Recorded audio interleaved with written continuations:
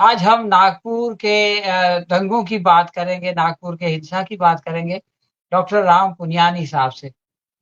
राम पुनियानी साहब से नागपुर के दंगे की बात इसलिए भी ज़रूरी है कि आपका बचपन नागपुर में गुज़रा है, आप नागपुर को बहुत अच्छी तरह जानते हैं। और जिस बुनियाद पर ये दंगे भड़काए गए हैं, वो इतिहास का एक विषय है, तो डॉक्टर राम पुनियानी जो है वो इतिहास के भी एक विशेषज्ञ हैं। वहाँ की राजनीति को जानते हैं और संघ भी जो है वो आपका एक बहुत ही प्रिय विषय मैं कह सकता हूँ, इसलिए कि बार-बार आप उस पर जो है वो अपना जो है विचार प्रकट करते रहते हैं। तो कई ज़ाविये से अगर आप देखें, तो डॉक्टर पुनियानी जो है वो इस टॉपिक पर बातचीत करने के लिए बहुत ज़्यादा एप्रोप्रिएट हैं। डॉक्टर साहब, आपका इस कार्यक्रम में स्वागत है। धन्यवाद इससे शरीफ भाई। पहले कि हम इतिहास वगैरह में जाएँ, मैं ये जानना चाहता हूँ कि संभाजी महाराज को कोंकण में गिरफ्तार किया गया, अहमदनगर में उनकी सज़ा दी गई और औरंगज़ेब की कब्र जो है वो औरंगाबाद के पास खुलदाबाद में है और ये दंगा जाके भड़क जाता है नागपुर में। तो ये जो बिखराव दिखाई देता है, इसके पीछे आपको क्या कारण दिखाई? देखिए, ये जो नागपुर में जो लग रहा है, अभी पिछले इसको थोड़ा-सा और भी देख सकते हैं, क्योंकि महाराष्ट्र में जिस प्रकार से बीजेपी आक्रामक तरीके से आगे बढ़ रही है, दूसरी पार्टियों को तोड़ रही है, खत्म कर रही है और उसको एक ऐसा मुद्दा चाहिए, जैसे बाबरी मस्जिद का था, जैसे बुलडोज़र का था, ऐसे कोई वो मुद्दे की तलाश में थी, जिसके आधार पे वो ध्रुवीकरण कर सके। तो फिर हमारे मुख्यमंत्री जी देवेंद्र फडणवीस ने चुनाव के पहले भी एक बार घोषणा की थी कि महाराष्ट्र में औरंगजेब की औलादें कैसे पैदा हो गई। लोग औरंगजेब को अपनी डीपी पे रख रहे हैं और उसके बाद अभी जब ये सब चल रहा है, तो औरंगजेब की कब्र की बात भी आई कि इसको उखाड़ना चाहिए, इसको हटा देना चाहिए। तो अब ये इतिहास में जो बात है उसको अलग से हम देख सकते हैं कि संभाजी महाराज को क्यों गिरफ्तार किया गया, क्यों उनको हराया, लड़ाई में क्यों, कैसे हारे वो, कौन सी जगह पे थी, अहमदनगर में उनका जो टॉर्चर हुआ और उसके साथ ही साथ ये एक ऐसा मुद्दा है जो सांप्रदायिक राजनीति हर समय जिसकी तलाश में रहती है। अब देखिए, सांप्रदायिक राजनीति जो मजहब के नाम पे राजनीति करती है, हिंदू धर्म के नाम पे राजनीति करती है, उसको लोगों के रोटी कपड़ा मकान बिजली सड़क पानी से तो कोई लेना देना है नहीं। ध्रुवीकरण के आधार पे नफरत फैला के दंगे करवा के ये लोग सत्ता पे आते हैं और ये बात हमने बाबरी मस्जिद के समय भी देखी और ये भी ग्राफ दिख रहा है कि जब से इन लोगों ने ये नफरत भड़काने का काम तेज किया है, देश में जंगे दंगे ज्यादा बढ़े हैं, उसके बाद से बीजेपी का भी जो राजनीतिक प्रभाव है, राजनीतिक ताकत है, वो पहले से बढ़ती गई है। तो नागपुर में एक ऐसा स्थान है जहाँ आरएसएस का हेड ऑफिस भी है। वैसे देखा जाए तो ज़्यादा प्रसिद्धि होना चाहिए अंबेडकर जी की दीक्षा भूमि के लिए, जहाँ उन्होंने बुद्ध धर्म को स्वीकार किया था। नागपुर देश का केंद्रीय भाग भी है और यहाँ से कई प्रगतिशील आंदोलन ये विकसित हुए। तो ये काफ़ी मशहूर इम्पोर्टेंट प्लेस है, महत्वपूर्ण जगह है, जहाँ प्रगतिशील आंदोलनों ने अपना बहुत महत्वपूर्ण रोल प्ले किया है, उन्होंने बहुत महत्वपूर्ण काम किया है।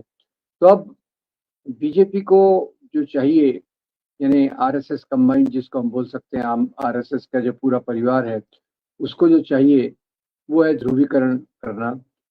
और अभी खैर ये फिल्म छावा का इसमें कितना रोल है ये कहना मुश्किल है, पर एक बात सच है कि औरंगजेब के खिलाफ जो नफरत का सैलाब आया है, जो नफरत इतनी बढ़ाई गई है, वो निश्चित रूप से छावा फिल्म के कारण, छावा फिल्म के देखने के बाद लोग ज़्यादा भावनात्मक हो गए हैं, औरंगजेब के प्रति नफरत बढ़ गई है और कोई भी नेता उठा के इस प्रकार का बयान दे रहा है, वो कोई इतिहास को सही से जानते तो है नहीं। औरंगजेब ने किस प्रकार से बैलेंस नीतियां की, मंदिर कहीं तोड़े तो कई मंदिरों को दान दिया, कहीं एक तरफ जिजिया लगाया तो दूसरी तरफ हज टैक्स भी लगाया, कहीं एक तरफ उनको कहा जाता है कि वो कट्टर मुसलमान थे, तो ये केवल हिंदुओं के लिए नहीं थे, मुसलमानों के जो अलग तबके थे, शिया और अहमदिया, उनकी तरफ भी उनकी वही नीतियां थी।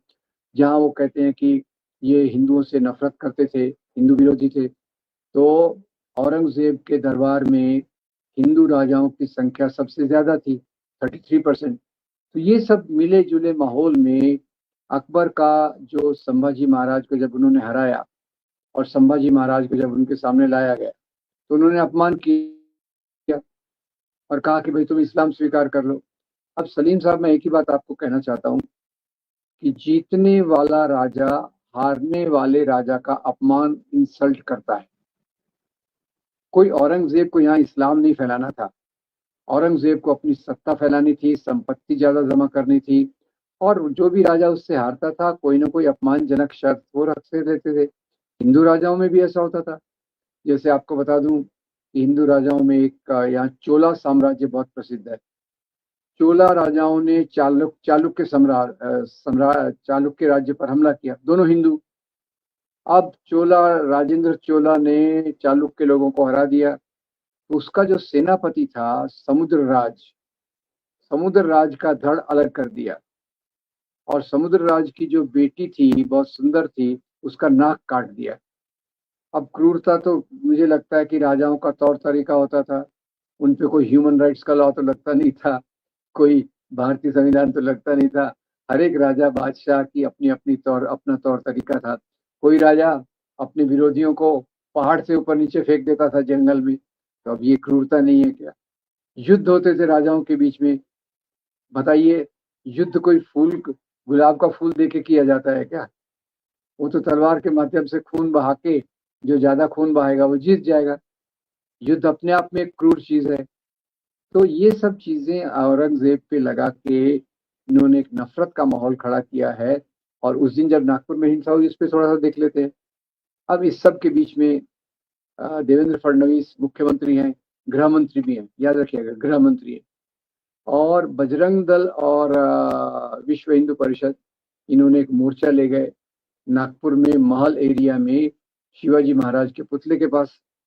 वहां इन्होंने गोबर से और कागज से औरंगजेब का पुतला बनाया और उसको जलाने की बात, कोई कहते हैं उसको जलाया, कोई कहते हैं जलाया नहीं। दूसरी बात यह है कि एक दरगाह से वो हरी चादर उठाकर लाए और उस हरी चादर पर कुरान की आयतें लिखी थी, ऐसा कुछ लोग कहते हैं।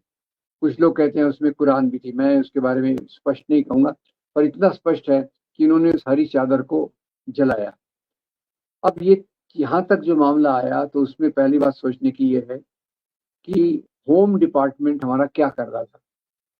जब ये बजरंग दल और वीएचपी के लोग औरंगजेब के पुतले को हटाओ इसके कारण जमा हो रहे थे, तो क्या होम मिनिस्ट्री को पता नहीं था कि ये एक काफी तकलीफ वाली परिस्थिति को पैदा कर सकता है? वो इस पर नियंत्रण नहीं कर सकते थे क्या? वो इसको इस हालात में, अब आप जब शांतिपूर्ण आंदोलन निकालने के लिए ले जाइए तो आपको परमिशन लेना पड़ता है। मजदूरों के अधिकार हो, किसानों के अधिकार हो, गरीबों का अधिकार हो, अल्पसंख्यकों के अधिकार हो, आप बराबर परमिशन से जाते हैं। तो इनके पास परमिशन होम मिनिस्ट्री ने क्यों दी? अगर थी परमिशन, तो पहली बात तो पता नहीं कि होम परमिशन थी कि नहीं। अगर परमिशन है तो होम मिनिस्ट्री ने परमिशन क्यों दी? क्योंकि पूरे महाराष्ट्र में जिस प्रकार से माहौल है औरंगजेब के खिलाफ, एक प्रकार से पैदा किया जा रहा है, ये खुमार पैदा किया जा रहा है। 40 साल पहले ऐसा औरंगजेब को कोई बात नहीं करता था। 40 साल पहले तो बाबर पे निशाना था। तो वो एक मेरे मित्र हैं गौर रजा, साइंटिस्ट हैं और कवि भी हैं, तो उन्होंने एक बड़ा अच्छा इस पे ट्वीट डाला कि अभी बाबर को पीटते पीटते थक गए तो अभी औरंगजेब को ले आए। तो ये मामला ऐसा ही है कि भाई इनको सांप्रदायिक ताकतों को कोई तो भी एक निशाना चाहिए, और उन निशाने के रूप में औरंगजेब को उन्होंने पकड़ लिया, प्रोपेगेंडा किया। छावा फिल्म के बाद प्रोपेगेंडा और मजबूत हो गया।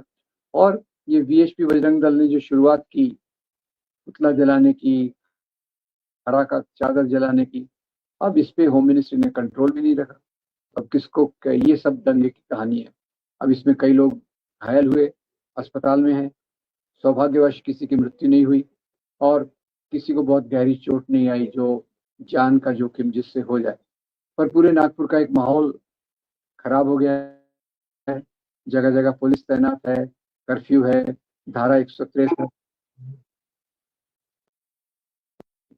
तो मामला काफ़ी चिंताजनक लगता है।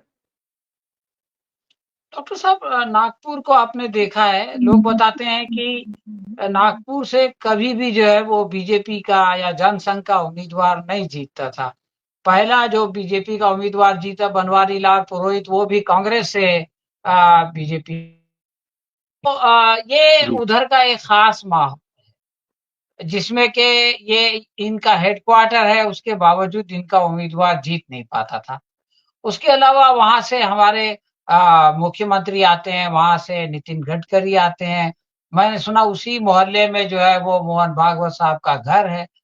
तो जी, जी। ये सारा होने के बावजूद नागपुर में दंगे का हो जाना, ये जो फडणवीस अपने आप को इतना बड़ा रुस्तम हिंद बताते हैं, ये उनके लिए कोई बहुत फख्र की बात है, गर्व की बात है, या कि शर्म की बात है?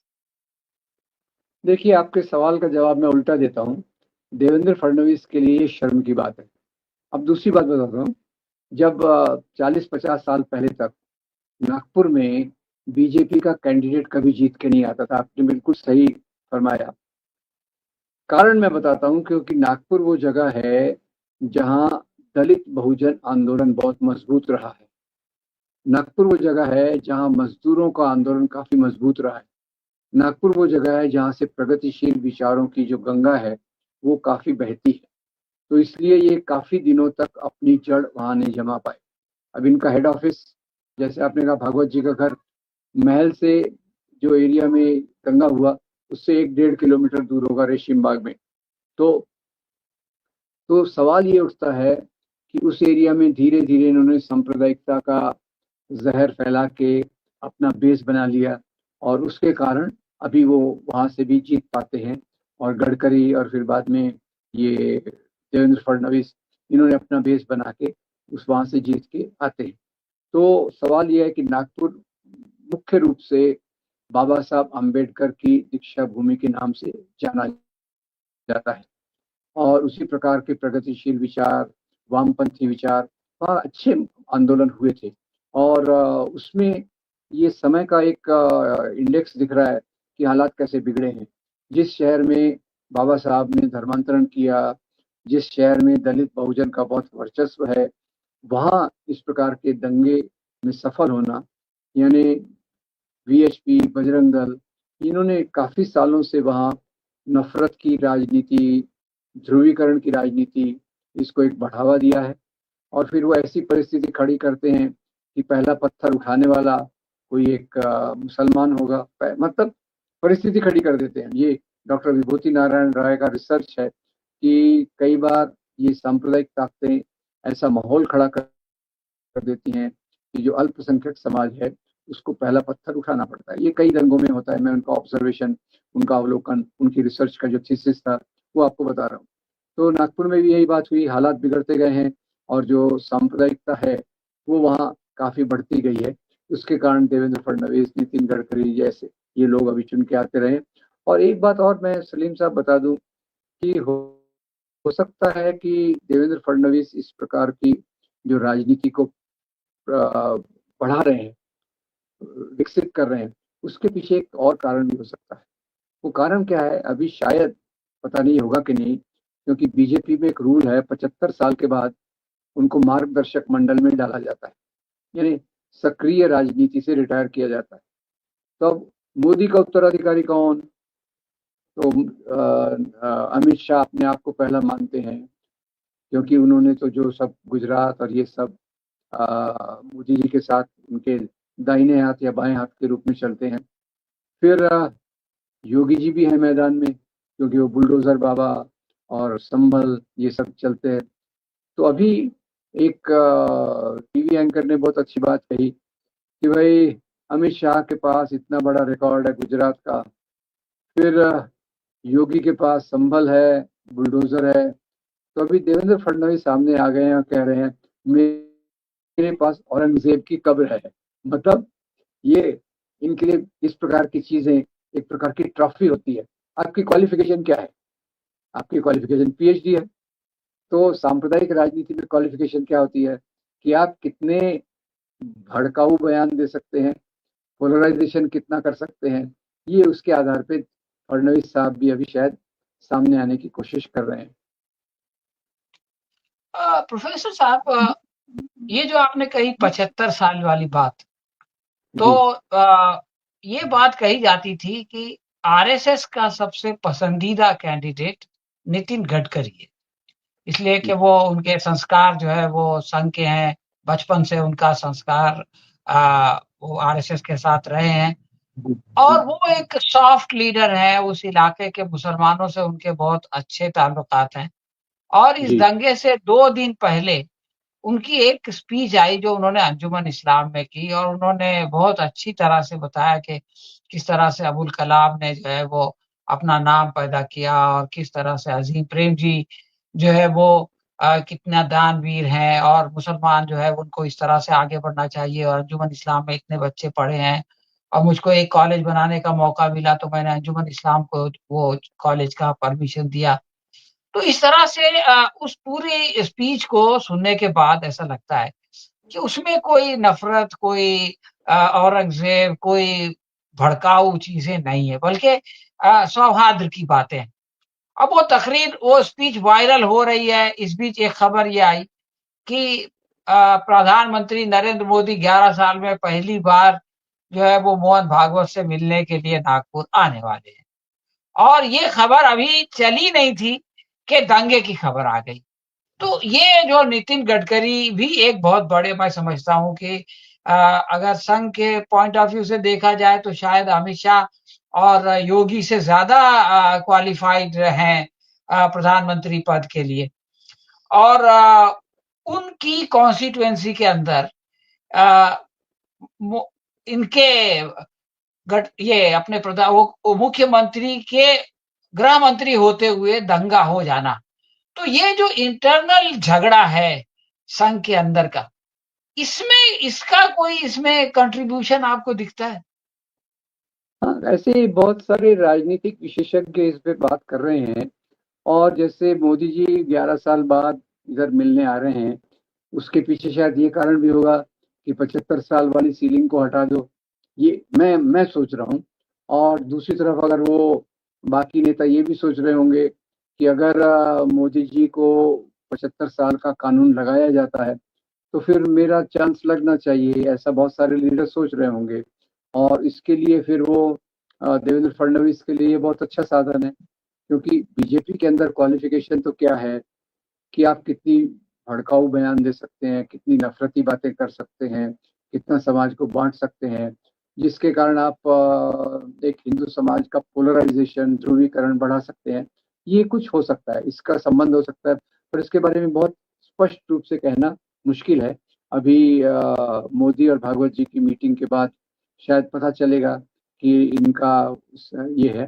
पर कुछ एंटिसिपेशन में, कुछ इसकी पूर्व भूमि लेकर हो सकता है देवेंद्र फडणवीस को लगा हो कि मैं भी रेस में आ जाऊं और मेरे पास भी कुछ क्वालिफिकेशन होना चाहिए प्रधानमंत्री के लिए। तो ये कहना, इन चीज़ों को कहना बहुत मुश्किल है। कुछ कुछ चीज़ें इसमें अंदर की बातें होती हैं और कुछ चीज़ें हमको समझना पड़ता है कि ये क्या हो रहा है, हो क्या रहा है।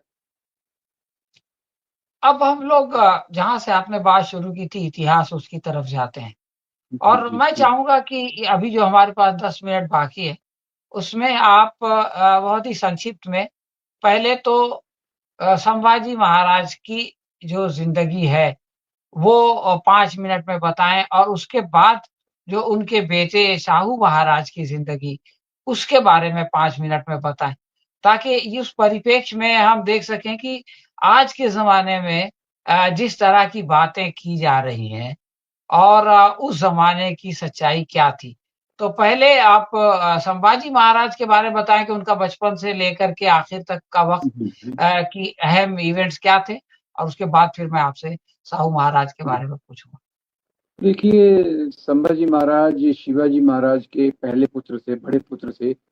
और उनके एक दूसरी माँ सोयराबाई से हुए हुए एक और पुत्र थे राजा राम। शिवाजी महाराज के 2 पुत्रों के बारे में मैं जानता हूँ। तो ये संभाजी बड़े थे और इनको लगता था कि राजगद्दी इनको मिलना चाहिए। और जैसे इसमें इस बारे में सावरकर और गोलवलकर अलग अलग जगहों पे लिखते हैं कि संभाजी महाराज को काफी व्यसन थे, शराब का, स्त्रियों का, और शायद यही कारण था कि शिवाजी महाराज ने खुद संभाजी महाराज को पन्हाला के किले में कैद करवा दिया था कुछ वक्त के लिए। फिर बाद में ये भी उनके बारे में है पता कि संभाजी महाराज ने जो औरंगजेब ने मनसब दिया, औरंगजेब ने संभाजी महाराज को 7 हजारी का मनसब दिया। तो बड़े मजे की बात है कि एक बार औरंगजेब के साथ मिलकर संभाजी महाराज ने शिवाजी महाराज पे आक्रमण किया। अब ये कितनी इम्पोर्टेंट बात है, इसको हमको समझने की जरूरत है कि जैसा कहते हैं ना, औरंगजेब ने अपने बाप को कैद किया था, तो इन्होंने भी अपने बाप के खिलाफ लड़ाई की औरंगजेब के साथ मिलकर। दूसरा, संभाजी महाराज ने औरंगजेब के साथ मिलकर बीजापुर के आदिल शाह के खिलाफ भी लड़ाई की। मजहब का तो कोई सवाल नहीं था, औरंगजेब मुसलमान है, संभाजी महाराज हिंदू है, आदिल शाह मुसलमान है। तो सवाल ये है कि ये इतिहास हमको क्या सिखाता है कि राजा का जो चाल चलन था उसमें धर्म का नियंत्रण नहीं रहता था, ज्यादा था सत्ता का और खुद की लालसा ऊपर आने की। तो ये 3 बातें मैंने आपको संभाजी महाराज के बारे में बताई। एक और बताता हूँ आपको कि संभाजी महाराज को एक बार शिवाजी महाराज ने देखा कि संभाजी महाराज ऐसे हैं, ये पूरा राज्य लेंगे तो थोड़ा गड़बड़ हो जाएगी, तो उन्होंने अपने राज्य को 2 भागों में बांट दिया उत्तराधिकार के लिए, एक बाहरी एरिया और एक अंदर का एरिया। तो उसमें अंदर का एरिया उन्होंने राजा राम के लिए रखा और बाहर का एरिया संभाजी महाराज के लिए रखा। अब इसमें हुआ ऐसे कि जब संभाजी महाराज ने इस बात को स्वीकार नहीं किया और वो आके गद्दी पे बैठ गए, तो राजा राम ने आगे या पीछे, सोयराबाई उनकी माँ और राजा राम, इन्होंने मिलकर संभाजी महाराज को जहर देने की कोशिश की। अब ये इस बात में फेल हो गए तो संभाजी महाराज बच गए। तो हम जो कहते हैं ना, औरंगजेब ने अपने भाइयों को कैद किया, भाइयों को मरवाया, बाप को कैद किया। अब अगर इसमें राजा राम सफल हो जाते तो वो एक और उदाहरण हो जाता कि सत्ता के लिए अपने भाई को मारना। इसके बहुत उदाहरण है, सिर्फ औरंगजेब पे ही चिपकाया जाता है, और इसके मैं इतिहास में इतने उदाहरण दे सकता हूँ कि राज परिवार के अंदर, हिंदू हो या मुस्लिम, सत्ता के लिए लोग भाई को भी मारते थे, बाप को भी कैद करते थे, बाप को भी मारते थे, वगैरह वगैरह। ये राज परिवार के अंदर होता है।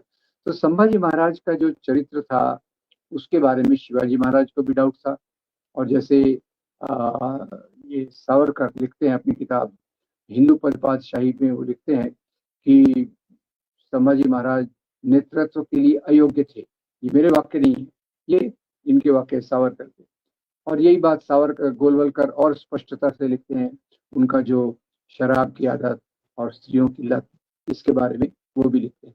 तो मुख्य रूप से संभाजी महाराज का आखिर में जो टॉर्चर हुआ, अब सवाल तो ये है, औरंगजेब दक्षिण की तरफ आ रहा था और उसमें बाद में संभाजी ने कहा कि भाई ये तो मेरा राज्य खा जाएगा।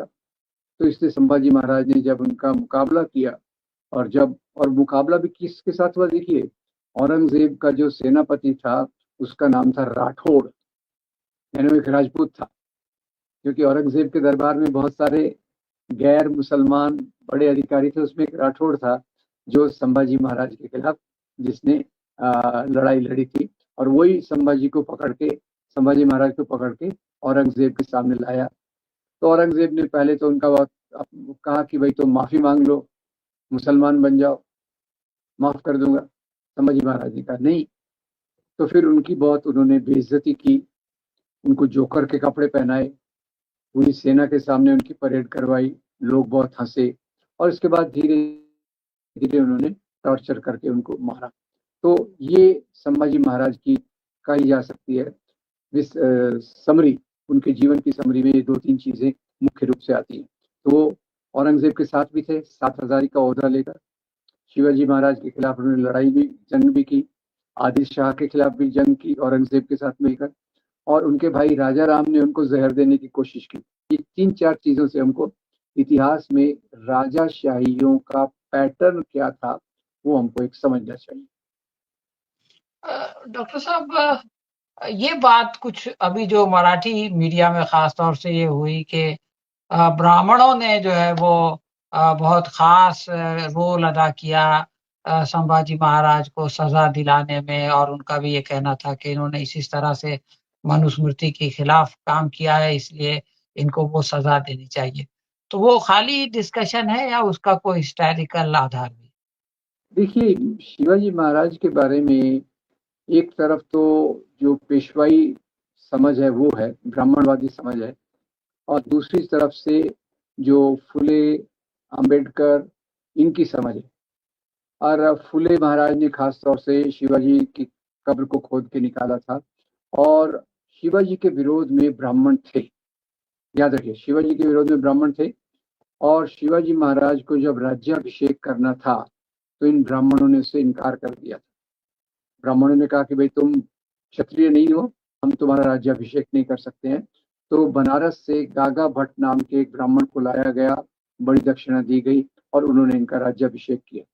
तो अभी भी संभाजी महाराज के बारे में दलित बहुजन कुछ जो ग्रुप्स हैं या चिंतक हैं, वो कहते हैं कि भाई पेशवा लोगों ने, ब्राह्मण लोगों ने शिवाजी महाराज को धोखा दिया, और उन्हीं के कारण वो औरंगजेब के द्वारा हराए गए, औरंगजेब के सेनापति द्वारा हराए गए, और औरंगजेब के सामने उनको सिर झुकाना पड़ा। तो ये भी एक व्यू है, क्योंकि शिवाजी को देखने के दोनों तरीके हैं। एक गो ब्राह्मण प्रतिपालक जो यहाँ का ब्राह्मणवादी तबका बताता है, और दूसरा लोक कल्याणकारी राजा जो फुले और दूसरे लोग उसको कहते हैं। तो आपने जो मराठी मीडिया में देखा वो सही है कि कुछ लोग मानते हैं कि ब्राह्मणों ने संभाजी के साथ धोखेबाजी की, और इसके लिए वो हार गए और औरंगजेब के सामने उनको आना पड़ा। अच्छा, अब आते हैं हम लोग साहू महाराज के पास। तो साहू महाराज जो है वो उनके बाद आए, संभाजी महाराज के बाद, और उनके ज़माने में वो कब्र भी मौजूद थी। और ये लोग जो आज कह रहे हैं कि हम जो है उस कब्र को उखाड़ देंगे, तो इनका रवैया और साहू महाराज का रवैया, उसमें क्या फ़र्क?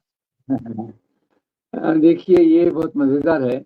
जो साहू महाराज थे बड़े वाले, और उनकी माँ सोयरा, और उनके ये 19 साल तक औरंगजेब के कस्टडी में रहे। तो ये साहू और महाराज राजा राम के बेटे थे या संभाजी के बेटे थे? राजा राम के, राजा राम अच्छा। के या संभाजी के, मुझे पता नहीं है, मेरे ख्याल से संभाजी के बेटे हूँ। I am not sure, I am not sure. पर मुख्य बात यह है कि साहू महाराज ये औरंगजेब की कस्टडी में करीब 19 साल रहे। उनको इसी नाम से जाना जाता है कि वो भोसले राज्य के उत्तराधिकारी थे। तो औरंगजेब ने और उनकी पत्नी ने इनको इतने अच्छे से रखा कि इनको उनके प्रति आदर हो गया, और इसीलिए औरंगजेब की मृत्यु के बाद ये छत्रपति शाहू महाराज वन, ये औरंगजेब की कब्र पे गए और वहां उन्होंने अपना आदर प्रदर्शित किया। तो खैर ये एक बात है। और मुख्य बात यह है, एक बात और भी बता दूं, ये कब्र को तोड़ना, इतने सालों तक ये कब्र है, मराठा साम्राज्य करीब 250 साल तक रहा, 200-250 साल तक, पर किसी ने पहले कब्र तोड़ने की बात नहीं की। मराठा, जिनका औरंगजेब से ऐसा कहते हैं कि ये लड़ाई झगड़ा था, उन्होंने तो कभी इस प्रकार की बात नहीं की। ये अभी उठाई जा रही है ताकि इसके ऊपर राजनीति की रोटियां सेकी जा सके। तो ये एक अजीब बात दिखाई देती है कि जो संभाजी के उत्तराधिकारी थे, वो तो अगर मतलब वो नफ़रत की ऐसी राजनीति थी, तो वो उनके साथ इतने अच्छे संबंध नहीं होते, उनको इतने अच्छे से पालते नहीं, वो खुद जाके वहाँ पे श्रद्धांजलि नहीं देते, और ये अपने आप को जो है हम्म, वो शिव भक्त कहते हैं, और संभाजी के जो है वो हमदर्द कहते हैं, और इस तरह की बातें सुबह-शाम करके जो है इस तरह के दंगे जो फैला रहे हैं, तो इसका उद्देश्य क्या है डॉक्टर साहब? आखिरी 1 मिनट में बताइए। हाँ, देखिए, इसका उद्देश्य बहुत साफ है। इसका उद्देश्य है, दो प्रकार से मैं देखता हूँ कि बीजेपी जैसे पहले तो यहाँ बहुत छोटी पार्टी थी, शिवसेना के साथ मिलकर सत्ता में आई, फिर उसने शिवसेना को तोड़ा, अभी शिवसेना के एक धड़े को वो हजम कर रही है। इधर से अजीत पवार की पार्टी को भी वो कमजोर कर रही है। तो एक तो उनका उद्देश्य है कि वो यहाँ की मुख्य पार्टी बन जाए, इन पार्टियों को हजम कर ले। और दूसरा उद्देश्य हो सकता है कि देवेंद्र फडणवीस राष्ट्रीय धरातल पर मोदी के उत्तराधिकारी के रूप में सामने आ सके। ये शायद दो चीजों को मैं सोच सकता हूँ जिसके लिए ये कब्र का मामला सामने लाया जा रहा है। बहुत बहुत शुक्रिया डॉक्टर साहब, आपने समय निकाला और इतिहास और भविष्य और जो कुछ आजकल हो रहा है उस पर जो है बहुत ही गहराई के साथ हमारा मार्गदर्शन किया। हम आगे भी आपसे बात करते रहेंगे। धन्यवाद। बहुत धन्यवाद। Thank you.